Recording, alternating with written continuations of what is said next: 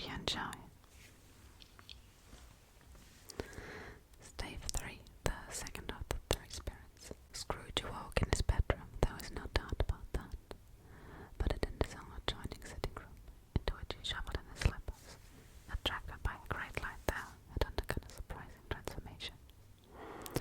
The walls and ceiling were so hung with living green that it looked like a perfect grove. The leaves of holly, mistletoe, and ivy reflected back the light, as if many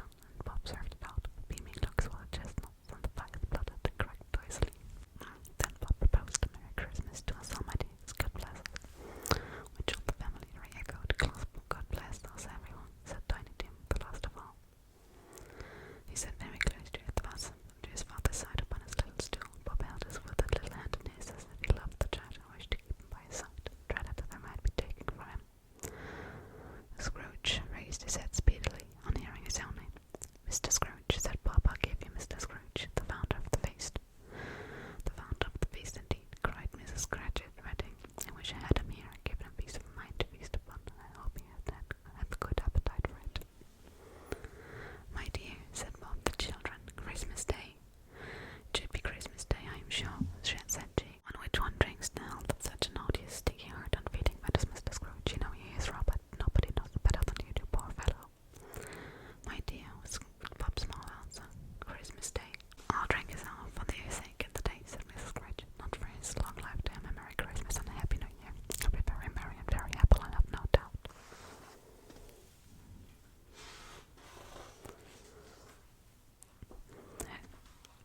Reading all the stuff about the food made me a little hungry, to be honest.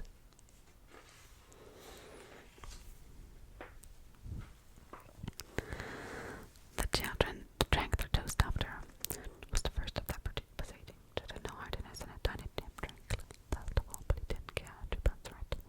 Scrooge was the organ of the family. The mention of his name gave the tax shed on the party, which spilled for full 5 minutes. After it passed away, they were 10 times merrier than before. From the mere ready for Scrooge, the bill for being done with. There was nothing of my mark in this family. They were not a handsome family. They were not well dressed. Their shoes were far from being waterproof. The clothes were scanty. Peter would have known and very likely did things out of a bond purpose. But they were happy, grateful, pleased with one another, and contented with their time, and when they faded, and looked happy and yet on the bright plaintings of the spirits staunch at parting. Scrooge set eye upon them, and especially on Tiny Tim until the last. It was a great surprise to Scrooge, as his scene vanished, to hear a hearty laugh. It was a much greater surprise to Scrooge to recognize it as his own nephew's, and to find himself in a bright, dry, gleaming room, with the spirit standing smiling by his side, and looking at that same nephew. It is a very even-handed noble adjustment of things that while there is affection and disease and sorrow, there is nothing that will irresistibly contagious as laughter and good humour. He said that Christmas was a humbug and as a limb. Cried Scrooge's nephew. He believed it too. More shame for him for it, said Scrooge's niece indignantly. Bless those women, they never do anything by halves, they are always in earnest. He's a comical old fellow, said Scrooge's nephew. That's the truth, and not so pleasant as he might be. However, his offences carry their own punishment, and I have nothing to say against him, who suffers by his ill whims himself always. Here he takes it into his head to dislike us, and he won't come and dine with us. What's the consequence? He don't lose much of a dinner.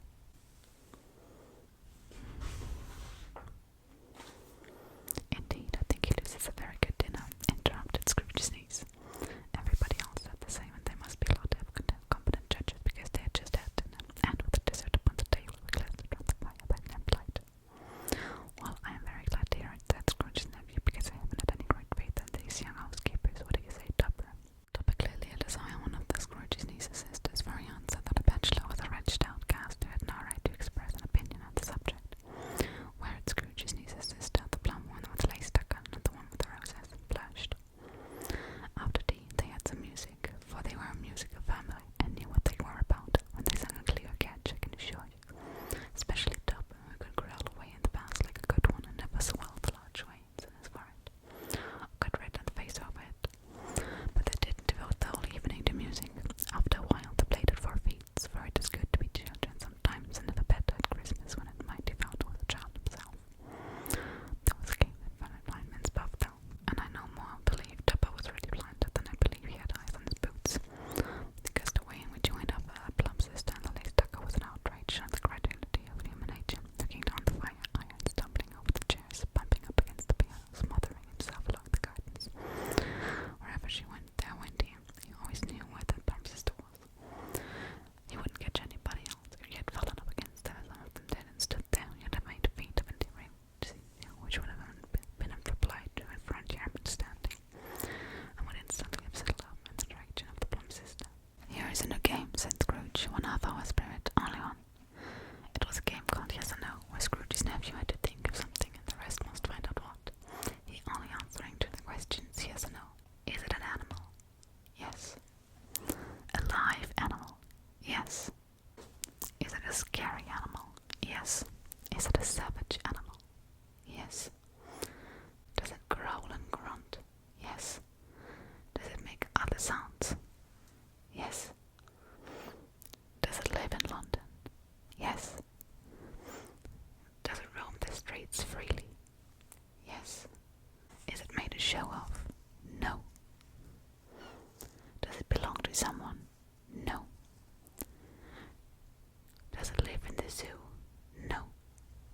Is it cow in a market? No. Is it a horse? No. A donkey? No. A cow? No. A bull? No. A tiger? No. A dog? No. A pig? No. A cat? No. A bear? No. At last, the plump sister cried out, I have found it out. I know what it is, Fred. I know what it is. What is it? Cried Fred. It's your Uncle Scrooge. Which it certainly was. Admiration was the sentiment, though so much empty that they replied to, is it a bear? Odd to happen, yes. Uncle Scrooge had imperceptibly become so happy and lit of heart that he would have drank to the unconscious company than an audible speech. But the whole scene pissed off in the breath of the last word broken by his nephew, and he and the spirit were again up upon the travels. Much they saw, and far they went, and many homes they visited, but always with a happy end. The spirits stood beside sick beds, and they were cheerful on foreign lands, and they were close at home. By struggling men, and they were patient in their great hope. By poverty, and it was rich, in almshouse, hospital, and jail, in misery's airy refuge. The payment in this little brief authority had not made fast the door and bailed the spirit out. He left his blessing toward Scrooge in his very sense. Suddenly, as they stood together in an open place, the bell struck 12. Scrooge looked about him for the ghost and saw it no more. As the last strokes ceased to vibrate, he remembered the prediction of old Jacob Marley, and lifting up his eyes, beheld a solemn phantom, draped and hooded, coming like a mist along the ground towards him.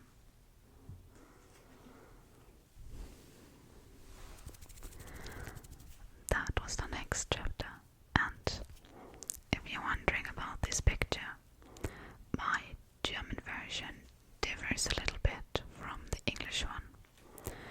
In the German one, he meets those two children that come crawling out of the giant's robes. They're called Indifference and Stinginess, and the ghost warns Scrooge about them. And then Scrooge asks if there are no homes for the poor children, and the ghost quotes what Scrooge said earlier when the two people came to his office and says, are there no prisons? Yeah, and then the phantom comes. So, I think it's a very interesting take. But we'll continue with the phantom next week on Christmas Eve.